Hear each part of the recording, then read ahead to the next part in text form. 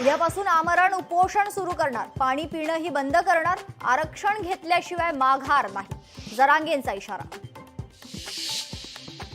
शरद पवार जरांगेंची भेट घेण्याची शक्यता, आझाद मैदानावरील आंदोलन स्थळी भेट देण्याची शक्यता.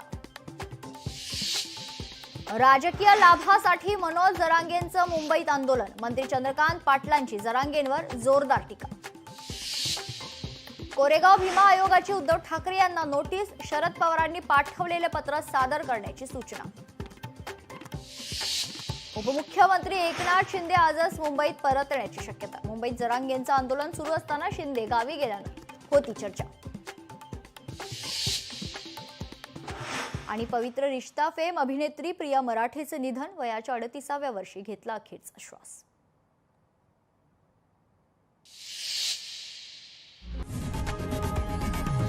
लोकशाही मराठी ऐका, पहा, जागरूक रहा.